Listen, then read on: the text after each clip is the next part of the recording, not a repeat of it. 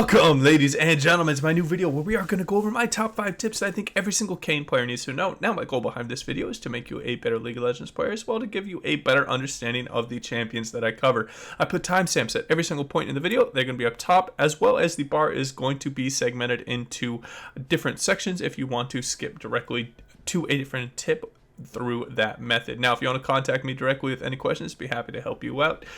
Check out my Discord and the Twitch link that is going to be down below. Finally, I only do 5 tips, a little bit limited with this format because I don't want my videos to run too long, so make sure to add your own tips down below, and make sure to like and subscribe the video if you enjoy the content and want to see some more videos. And with all that out of the way, let's get into tip number 1. Alright, and getting into tip number 1, we're going to cover runes and items real quick. This is my optimal setup that I think that if you're just looking to start picking up red Kayn, these are a very strong base that you can start with. These are all very flexible and you can tailor them towards your playstyle, but this is a great catch-all of running Triumph, Conquer, Legend Tenacity, because that's really where Kayn struggles when he gets locked down. He spends a lot of time at a low HP threshold, so Last Stand is great. Taste of Blood for a little bit of extra healing, but sudden impact can be good if you're looking to snowball the lane. And then Ravenous Hunter is obviously very strong for Kayn because he is able to do a lot of spell damage very quickly. Even though they turned it into Omnivamp, it just still synergizes extremely well with this kit. Now, with mythic items, I think Core Drinker is really good against melee heavy team comps, and I think Stridebreaker is great against ranged heavy team comps that you are not able to get a large Core Drinker proc off of. And Eclipse is great for snowballing. I think Divine Sunder and Trinity Force just are not for him. They can work, but I just don't think they perform at the same level as the other 3 that you can look to pick up. Now, with the legendary items you can look to pick up, Black Cleaver is very, very strong. It gives everything that he wants: extra health, extra attack damage, extra ability haste, armor pen, and a new passive that I think is really, really underrated, being Butcher. Ravenous Hydra can be great because, as you can see here, it is just going to be proccing a large amount if you're able to hit a bunch of targets with your Q or your W. Sterix is great for surviving against very bursty comps that are looking to try and kill you before you can ultimate them. And then Chempunk Greatsword can be great because it has ability haste and it provides the grievous wounds. And obviously you just want to go and build dependent on what the enemy team comp is throwing at you, and maybe even going into some of the more tanky items in different situations. If you're going against a lot of AP, Spirit Visage can be very great, and if you're looking to chase down some very, very mobile people in the jungle, Dead Man's Plate can be quite effective. And then if you're just up against way too much burst, you already have 2 or 3 offensive items, Gargoyle Stone Plate can be a great way to augment your team fighting and just become a unkillable frontline. And that will wrap up tip number 1. Alright, and getting into tip number 2 with Rhaast, how you want to look to approach different ganks when you have your form or even pre-form. This should be a very basic ganking pattern when you are using the walls, obviously, to close some distance and come from an unexpected angle. They know what Kayn is looking to do when you are approaching them. They know that you are looking to get a W slow or a knockup. So what they're going to be trying to do is they're going to be trying to dodge back and forth, because it's going to be extremely hard for them to dodge back that way if you have closed enough ground from your E shadow step. So what you want to look to do is try and proc up your Conquer as much as possible as they're just stepping back and forth looking for your W. Only start committing your W as they are starting to just realize that you are just looking to auto them as much as possible. Just take as much from them looking to over dodge as possible is the most important part of this situation, because it's going to increase your overall dueling potential. If you end up getting counter ganked, you're going to have a fully stacked Conquer, and Kayn can really thrive in those different situations, particularly if he already has his Gore Drinker finished. He can really look to bait out the enemy and just put himself in a very, very strong position. And that will wrap up tip number 2 for Kayn.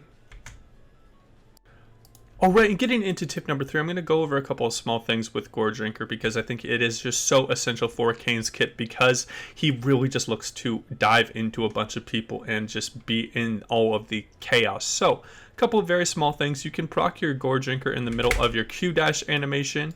You can also use it when you are in a wall, as well as your ultimate makes for an amazing repositioning device for when you're looking to get your Gore Drinker off, putting you in a great position, giving you a dash to a point where maybe there's a couple more enemies, maybe there's an enemy jungler or it's a big team fight, and you can get into a great position where you can hit multiple people with your Gore Drinker. So always look to use it in optimal points and make sure that you are going to be using it quite regularly, because it is going to be reduced by ability haste, as you can see here, with a rather basic build. However, it is a full build. It does go down to about 8 seconds of a cooldown, so you can use it a couple times in a team fight. You do not have to look for the most optimal point at every single position. So again, you can use your Gore Drinker when you are queuing, as well as when you are inside of a wall, as well as using your ult to reposition to get into a really good spot for your Gore Drinker can be an effective way to do it. And if you didn't notice before,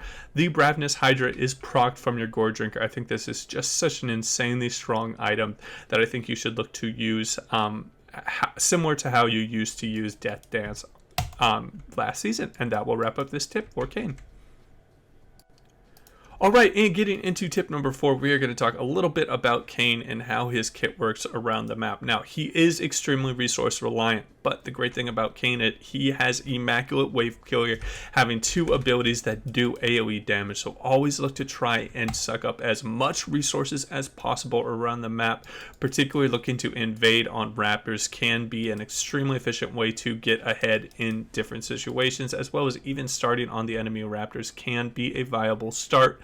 Now, with Kayn, when you are looking to fight and you are really in a tough spot, maybe your enemy is a is having a hard time and he is getting 1v1'd a lot. If you are looking to approach the gank, you always want to approach from your safe side. And what I mean by that is if you are looking to close ground with your Shadow Step, which is going to be a lot longer of a cooldown than it's shown here just because I have a lot of ability haste, you want to have the safe side to your back so you have an escape plan. If your E is not up, you're able to queue over these very skinny walls. So again, this would be your safe side if you are up on the red side right now, and then this would be your safe side if you are on that blue side. So always keep this in mind when you are playing Kayn, because you are really just unable to go around and queue over this wall, as well as just getting used to the different parts of the map that you can queue over is going to be rather important. I know you can use your E to navigate yourself around, but you don't really want to be using that all the time because it's a little bit of a longer cooldown. Sometimes it's better to just be using